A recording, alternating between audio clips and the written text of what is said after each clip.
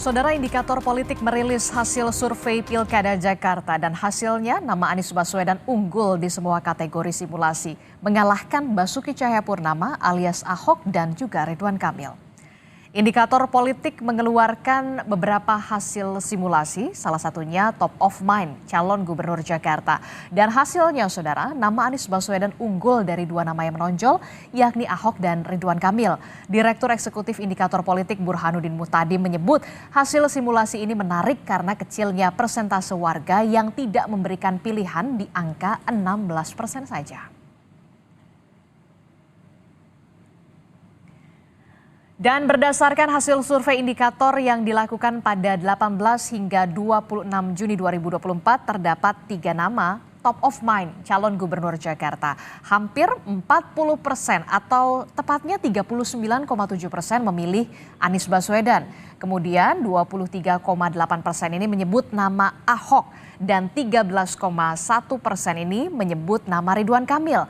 Menurut di simulasi top of mind ini dilakukan dengan metode memberikan warga memilih tokoh yang diinginkan tanpa memberikan informasi tambahan. Sementara itu dalam simulasi head to head di Pilgub Jakarta, Anies Baswedan unggul saat dihadapkan melawan Basuki Cahayapurnama alias Ahok ataupun head to head dengan Ridwan Kamil. Jika berhadapan hanya dengan Ahok, Anies unggul dengan elektabilitas 52%. Sementara Ahok 42%, saudara. Dan ada 6% responden yang tidak menjawab. Meski elektabilitas Anies terus memimpin di berbagai survei Pilkada Jakarta, hal tersebut tidak menjamin posisi Anies ini tetap aman. Direktur Eksekutif Indikator Politik Burhanuddin Muhtadi menilai jika PKS tiba-tiba berpindah haluan ke koalisi Kim dan mendukung Ridwan Kamil, maka Anies Baswedan berpotensi kalah. Apalagi jika Ahok tidak ikut berlaga. Ridwan Kamil diprediksi mendapatkan limpahan suara dari para pendukung Ahok.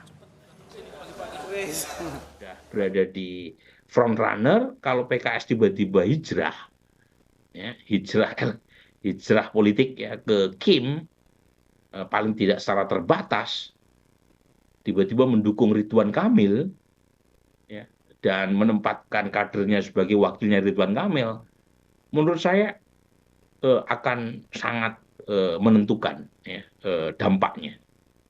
Dan apakah potensi itu ada? Ada. Jangan lupa kemarin Presiden PKS Saihu secara terbuka kan, ya, Ridwan Kamil masih terbuka peluangnya, meskipun peluangnya tidak sebesar di Jawa Barat. Tetapi bukan berarti dia kartu mati di Jakarta, karena kemampuan Ridwan Kamil untuk menarik pendukung yang lain itu lebih kuat. Contoh yang paling jelas tadi, kalau Ahok tidak maju, itu Ridwan Kamil langsung dapat durian runtuh. Selisih dengan Anies jadi makin menipis. Ya. Itu datanya clear tadi. Ya. Ketua Umum PSI Kaisang Pangarep tidak kecewa dengan hasil survei indikator politik yang merilis irisan responden pemilih PSI lebih cenderung memilih Anies ataupun Ahok di Pilgub Jakarta. Kaisang menilai Anies ataupun Ahok memiliki kinerja yang baik saat menjabat sebagai gubernur Jakarta terdahulu. Pilkada khususnya di DKI, saya rasa kedua orang ini, Pak Anies bersama Pak Ahok, kan sudah berbuat sangat banyak untuk DKI yang dimana nanti kedepannya akan menjadi DKJ. Jadi saya rasa beliau-beliau berdua ini memang sangatlah pantas kalau misalnya konstituen PSI memilih Pak Anies dan Pak Ahok.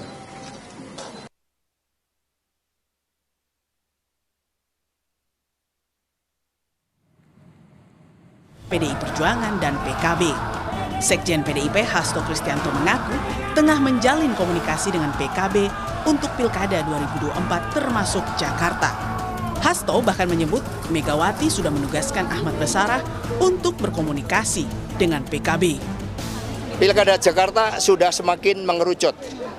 Ya, hari ini ada Mukernas PKB dan Harlah dari PKB karena kami juga Pak Baskara ditugaskan oleh Ibu Mega di situ sekaligus melakukan komunikasi politik dengan PKB karena di Jawa Tengah, Jawa Timur, kemudian di Riau itu juga terbuka ruang kerjasama dengan PKB seperti yang ada di Jakarta, sehingga komunikasi terus dilakukan. Sementara itu, Ketua Umum PKB Muhaimin Iskandar mengungkap partainya masih berproses untuk berkoalisi dengan PDIP di Pilkada Jakarta. Meski begitu, Caimin tegaskan perubahan politik berubah cepat di tiap harinya. Bagaimana koalisi dengan PDIP di Jakarta? Ada yang terjadi, ada yang belum terjadi, masih proses.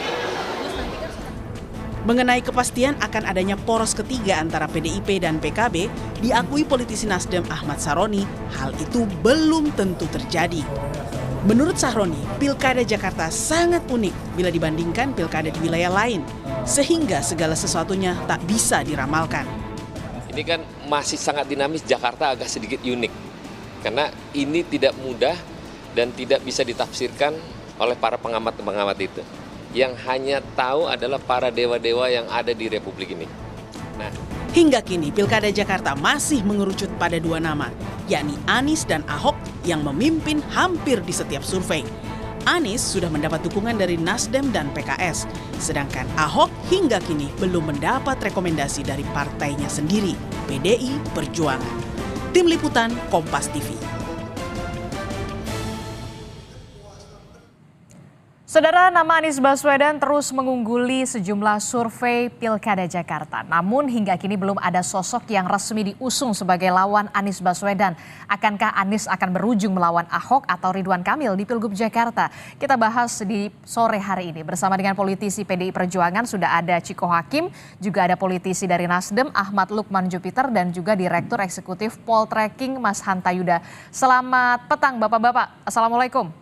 Selamat petang, Waalaikumsalam. Halo, selamat sore. Oke, saya langsung ke Mas Ciko. Mas Ciko, kalau tadi katanya Pak Hasto begitu, terbuka komunikasi saat ini dijalin dengan PKB dengan menugaskan Pak Basarah begitu, Ahmad Basarah. Benarkah demikian? Itu betul sekali. Jadi Ibu Megawati Soekarno Putri, Ketua Umum kami, menugaskan Pak Ahmad Basarah untuk berkomunikasi dengan Gus Imin terkait dengan pilkada serentak di seluruh Indonesia ini. Ada beberapa pilkada yang telah disampaikan dari Mas Hasto, Jawa Timur, Jawa Tengah, Riau, dan juga DKI Jakarta. Jadi memang PKB adalah salah satu partai yang kita terus intens menjalin komunikasi, tetapi kami tidak menutup jalur komunikasi dengan partai manapun di pilkada manapun. Jadi kerjasama di daerah khusus Jakarta ke depannya ini tentu akan sangat mungkin bersama dengan Partai Kebangkitan Bangsa, entah itu dalam bentuk mengusung calon dari internal kami sebagai calon gubernur, atau bergabung dengan kerjasama politik atau koalisi politik yang sudah ada. Kita lihat aja nanti. Mas Ciko, tapi komunikasi kan memang dibuka dengan partai politik, tidak hanya dengan PKB begitu ya. Tapi yang kemudian menarik adalah dengan PKB begitu. Nah, arahnya kemana? Sudah mengerucutkah dengan nama Basuki Cahayapurnama dengan PKB Cawagupnya atau bagaimana? Atau masih nego-nego nih sebenarnya? Kami di internal juga belum memutuskan secara definitif apakah Pak Ahok yang akan kami usung dari internal sebagai calon gubernur ataupun sebagai calon gubernur. Sejujur saja sampai hari ini masih ada beberapa nama lain yang menjadi pertimbangan kami, seperti Pak Jarod, Pak Bu Risma, bahkan juga Pak Andika, dan ada nama Mas Pramono Anung. Nah, ini yang pertama. Tetapi kalau kita melihat hasil survei Litbang Kompas maupun indikator politik yang baru saja dirilis, tentu akan sangat amat disayangkan kalau sampai yang nomor 2 atau Pak Ahok ini juga tidak bertarung, karena sepertinya juga akan sangat kompetitif kalau bertarung di Pilkada Jakarta. Tapi kita lihat saja nanti, karena ini kan banyak variabel yang menjadi pertimbangan. Oke, jadi nama Ahok sayang ya kalau tidak bertarung di Jakarta ya, kalau melihat popularitasnya ini di nomor 2 ya. Saya rasa bukan cuma saya yang akan mengatakan begitu. Secara umum pastinya orang akan melihat sayang banget kalau surveinya nomor 2 kemudian nggak maju. Tetapi kembali lagi kan pertimbangannya bukan hanya hasil survei, tapi juga kemenangan di putaran kedua, misalnya ada poros ketiga dan masuk ke putaran kedua. Saya ke Bung Hanta. Bung Hanta, ini gimana? Benarkah ada peluang poros ketiga ini akan muncul di Pilkada Jakarta? Makin jelaskah itu? Ya, Adisti, untuk melihat peta elektoral di pilkada ataupun di pilpres sekalipun, itu ada dua variabel faktor yang sangat menentukan. Satu, kita harus melihat faktor elektabilitas, yang kedua ada boarding pass. Nah, kalau bicara elektabilitas, kekuatan elektoral, realitasnya di survei, di Kompas, di indikator, termasuk di poll tracking, kami melakukan survei, itu menunjukkan memang ada 3 kandidat yang terkuat. Satu, Anies Baswedan, ya itu wajar karena beliau tanda petik ada incumbent. Posisi incumbency ini tentu menguntungkan posisi Anies Baswedan. Ditambah saling sebagai petahana, kita tahu juga penantangnya belum jelas. Nah, yang kedua memang ada nama yang muncul dari nama elektabilitas per hari ini, yaitu Pak Ahok, Basuki Cahayapurnama, dan ketiga ada Pak Ridwan Kamil. Nah, kalau Pak Anies Baswedan maju, maka saya memprediksi kemungkinan peluang terbesarnya adalah tidak jauh dari 3 nama ini kalau 3 poros. Kalau 2 poros nanti bisa dilihat di antara Anies melawan Pak Ahok atau Pak Anies melawan Pak Ridwan Kamil. Tapi bisa jadi petanya berubah. Kalau ternyata misalnya Pak Anies Baswedan tidak jadi maju, maka itu kemungkinan akan muncul nama-nama baru. Tapi Dan seberapa itu besar peluang nama Anies Baswedan ini tidak akan maju di Pilkada Jakarta, Bung berubah. Hanta? Ada potensi, Adisti. Nanti saya kira itu. Yang kedua, saya ingin jawab pertanyaan itu dari sisi boarding pass. Per hari ini kita lihat memang Anies Baswedan sudah mengantongi paling tidak dari 2 partai, PKS dan Partai Nasdem. Kemudian partai dari Koalisi Indonesia Maju, Kim berpotensi mengusung Ridwan Kamil karena elektabilitasnya tertinggi kalau kita perhatikan. Dan yang ketiga, dari tadi Mas Iko juga katakan, kemungkinan juga ada PD Perjuangan dan PKB misalnya kebelakangan sedang berkomunikasi mengusung Pak Ahok. Tetapi 3 poros ini ya Disti masih cair, memiliki tingkat kerentanan atau belum bulat, kerentanan untuk tidak jadi juga tinggi. Satu, misalnya si Pak Anies, itu kan mungkin dinamika antara PKS dan Nasdem. Kalau ternyata PKS jadi bergabung dalam pemerintahan Prabowo, pemerintahan yang baru, apakah mungkin ada perubahan dinamika itu? Kemudian Kim kita tahu masih terbelah antara terutama partai terkuat di dalam Kim itu Gerindra dan Partai Golkar. Partai Golkar lebih condong menginginkan Ridwan Kamil kadernya berada tetap Baik, menarik sekali Bung Hanta. Di Jakarta diinginkan oleh Gerindra. Sementara sementara Pak Ahok juga belum jelas karena PD Perjuangan tidak bisa mengusung sendiri. Artinya baru komunikasi dengan PKB. Jadi per hari ini petanya Anies terkuat. Memang, tetapi bukan berarti Anies tidak bisa dikalahkan. Anies masih mungkin dan bisa dikalahkan. Dinamikanya masih dinamis di 4 bulan ke depan itu. Oke, menarik sekali. Kalau misalkan PKS ini jadi benar-benar masuk ke Koalisi Indonesia Maju, bisa saja kemudian nama Anies Baswedan ini kemudian tidak dimajukan oleh PKS. Tanggapan dari Nasdem sendiri bagaimana? Mas Jupiter? Ya. Mas Jupiter, mendengar suara? Ya. Gimana? Maaf, tadi putus-putus suaranya. Oke, kalau misalkan PKS ini masuk ke Koalisi Indonesia Maju, ada peluang nama Anies Baswedan ini tidak maju di Pilkada Jakarta. Tanggapan atau respon Nasdem? Ya, kemarin saya ingin menyampaikan bahwa Ketua Umum Surya Paloh menyampaikan dengan satu syarat. Kami mendukung Anies Baswedan dengan tidak meminta wakil dari Nasdem. Itu tujuannya adalah kami memberi ruang sehingga Pak Anies ke depannya itu bisa menjalin komunikasi dengan partai politik, termasuk dengan Partai Gerindra, Partai Golkar, dengan Partai PKB, maupun partai-partai lainnya. Kami membuka ruang seluas-luasnya sehingga Pak Anies ini bisa menjalin komunikasi untuk membangun kota Jakarta ini secara bersama-sama. Karena tidak mungkin kota global ini dibangun hanya dengan sendirian. Dan kita ingin melibatkan semua pihak untuk tujuan bersama-sama untuk memajukan kota global ini. Dan kita tahu bahwa tapi begini Mas Jupiter, kalau misalkan PKS ini benar-benar akan tergoda oleh Koalisi Indonesia Maju dan masuk ke dalam pusaran Koalisi Indonesia Maju, bagaimana nasibnya Anies bersama dengan Nasdem?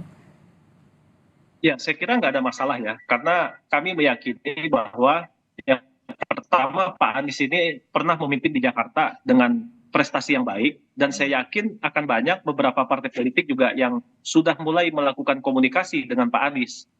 Jadi kami tidak khawatir ketika nanti memang seandainya PKS membentuk poros baru, saya kira itu menjadi satu peluang juga. Satu peluang dalam arti kita mengadu gagasan, ada sparring partner. Nah, sebuah kesempurnaan itu ketika semakin banyak gagasan yang ditawarkan kepada masyarakat Jakarta tentu akan semakin baik. Oke. Nah, sehingga kemajuan Jakarta ini bisa kita ciptakan dengan yang lebih baik gitu. Oke, tapi begini, rekan Anda di partai politik, di Partai Nasdem ini meyakini bahwa tidak akan ada poros ketiga dalam Pilkada Jakarta. Mengapa demikian? Jangan dijawab dulu, Mas Jupiter. Tetaplah bersama kami di Kompas Petang usai jeda. Terima kasih Anda masih bersama kami di Kompas Petang. Saudara, melanjutkan perbincangan saya soal Pilkada Jakarta. Saya langsung ke Mas Jupiter. Mas Jupiter, tadi kan di paket sebelumnya Bung Sahroni mengatakan yakin betul kalau memang tidak ada poros ketiga dalam Pilkada Jakarta. Kenapa begitu? Ya, saya kira untuk poros ketiga ini sepertinya agak sulit ya. Karena untuk kontestasi di Jakarta ini betul-betul diharapkan oleh masyarakat. Masyarakat DKI Jakarta ini kan majemuk. Yang pertama bukan hanya pemilih Islamis. Kedua ada pemilih nasionalis. Kemudian yang ketiga ada pemilih intelektual. Artinya dalam semua partai politik itu pasti akan berhitung. Tidak akan sembarangan untuk mengusulkan nama yang dianggap berpotensi kemungkinan kalah. Oleh karena itu agak mungkin kemungkinan kecil jika ada poros ketiga. Tapi bisa saja itu terjadi. Namun sekali lagi saya ingin sampaikan bahwa semua partai pasti akan punya pendapat sendiri. Mereka akan berhitung sehingga lawan yang dilakukan ketika kontestasi pilkada ini mereka harus punya kemungkinan besar untuk menang. Saya ke Mas Hanta. Mas Hanta, sebenarnya sudah terbaca belum sih secara eksplisit begitu? Kalau misalkan tadi kan kalau dari indikator kalau head to head Anies Ahok itu udah jelas begitu kan? Atau kemudian ada RK nama di sana. Sudah terbaca belum sih sebenarnya kalau misalkan head to head ini bisa terjadi Anies Ahok? Masih mungkin dinamis menurut saya. Memang bisa 3 ya, seperti saya katakan tadi, berbagai macam catatannya, tetapi mungkin juga ini akan menjadi 2. Kalau 3 kita bicara PDIP ya, PDIP pasti memperhatikan kalau ingin lolos di putaran kedua, nama seperti Pak Ahok yang dipertimbangkan karena memiliki kemampuan kompetisi lebih kuat untuk masuk putaran kedua. Tetapi kalau dimasuk putaran kedua, figur Pak Ahok tidak lebih baik daripada figur baru untuk bertarung di putaran kedua. Dan ada dilema itu yang diukur oleh PD Perjuangan. Percuma ada figur baru bisa bertarung di putaran kedua, tapi tidak lolos di putaran pertama. Nah itu harus diukur. Kalau kita bicara 3 poros. Nah tetapi 2 poros sedisi sangat mungkin. Di mana petanya ada 2 kemungkinan. 1, Anies akan berhadapan dengan PD Perjuangan. Figurnya bisa Pak Ahok atau nama lain. Artinya Kim, Koalisi Indonesia Maju akan mendukung Anies Baswedan. Wakilnya mungkin Tak Kaisang atau siapa tidak tahu, ternyata terjadi komunikasi. Atau yang kedua, Anies Baswedan akan berhadapan dengan Kim. Tinggal PDIP akan kemana? Kimnya dengan siapa? Nah itu yang jadi pertanyaan, PDIP-nya akan kemana? Apakah memang PDIP punya nama Ahok ataukah kemudian? Kalau itu petanya. Tapi yang kemudian menjadi pertanyaan, PDIP ini akan kemana? Apakah akan tetap melangsungkan nama Ahok ataukah kemudian justru melirik nama Anies Baswedan karena realistisnya supaya menang? Mas Hanta? Ya, menurut saya tadi hitungannya kalau Jakarta ini ujungnya Adisti akan head to head kan ujungnya. Nah kalau ternyata akhirnya head to head, kemungkinan itu akan mempengaruhi sikap PD Perjuangan. Saya kasih data Mas Anies dulu sebagai incumbent. Ada 3 faktor ya untuk melihat angka incumbent. 1, angka incumbent itu angka psikologisnya kalau menang bertarung harus di atas 60 bahkan di atas 70. Satu itu. Yang kedua, tren dari seorang incumbent petahana itu relatif lebih mudah turun Adisti ketimbang naik. Itu harus jadi catatan. Dan yang ketiga, isu-isu yang menyertai Jakarta itu sangat dinamis. Kita jangan lupa di 2017 yang lalu Anies itu di nomor 3 di Februari pilkadanya. Tapi baru merangsek berubah pada bulan Desember, 2 bulan sebelumnya Anies menjadi nomor 1. Artinya apa? Sangat mungkin ada dinamika. Jangan buru-buru menyimpulkan bahwa ajak seperti sekarang ini. Karena itu petanya Anies kuat per hari ini. Tapi apakah Anies pasti menang? Belum tentu. Potensi menangnya 60%, tapi menyimpan potensi kalah 40%. Jadi siapapun bertarung di Jakarta, mau 2 atau 3 poros, ujungnya kan harus 2 putaran kalau ternyata 3 poros.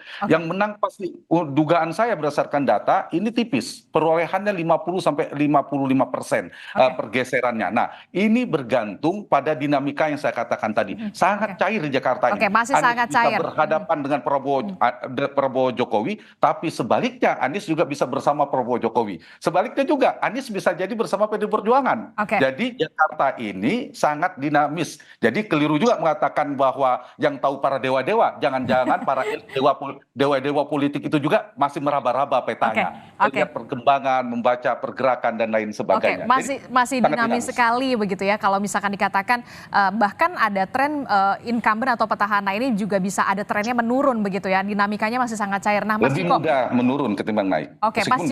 Mas Ciko, terakhir Mas Ciko, singkat saja, kenapa sih PDI Perjuangan tampaknya masih belum belum all out begitu untuk menyandingkan nama Anies dan juga Ahok gitu untuk head to head, ataukah memang melihat takut kalah lagi ketika melawan Anies kalau menyandingkan nama Ahok, Mas Ciko? Sebenarnya kita lebih takut salah ya daripada takut kalah. Tapi pada prinsipnya tentu kalau kita maju dalam kontestasi pilkada atau kontestasi apapun, tentunya kita ingin menang. Dan itu juga kita pertimbangkan matang-matang, kita cermati masak-masak, dan kita betul-betul mendalami variabel-variabel yang akan kita pertimbangkan untuk mendukung salah satu calon dari internal. Tapi pada prinsipnya kan memang intinya PDI Perjuangan akan mengusung calon, baik itu sebagai cagup, tapi juga ada kemungkinan sebagai cawagup. Jadi sebenarnya dialog dengan Pak Anies pun juga tetap kita jalani. Kita tidak tertutup pintu dialog, apakah nanti juga bekerja sama dengan Pak Anies atau dengan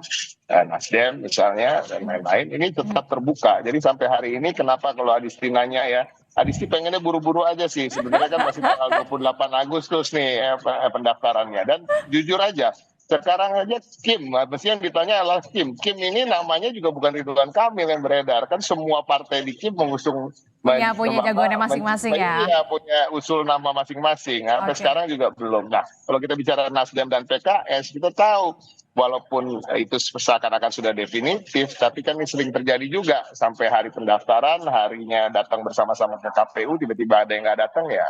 Itu juga bisa terjadi. Nah, kita lihat aja nanti.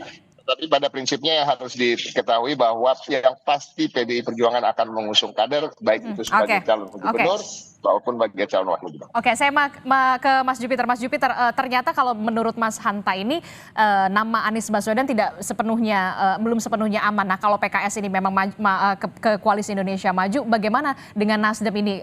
Kawan koalisi mana yang kemudian akan dikomunikasikan terbuka? Ya, sampai hari ini makanya bahwa Pak Anies ini kami memberikan kesempatan, memberikan ruang untuk menjalin kepada semua partai politik koalisi, calon koalisi partai politik yang dianggap memiliki visi yang sama untuk membangun kota Jakarta ke depan. Nah, tentu ini masih sangat cair dan kami memberikan waktu hingga tanggal 22 Agustus untuk menentukan calon wakil yang akan mendampingi dan akan memperkuat pada saat kontestasi pilkada ini. Nah, tentu Pak Anies ini kan bukan orang yang sempurna juga. Makanya dalam hal ini dia akan terus memberikan ruang untuk komunikasi politik ke depan agar untuk memperkuat antar calon partai koalisi ke depan sehingga kesempurnaan itu kita saling melengkapi.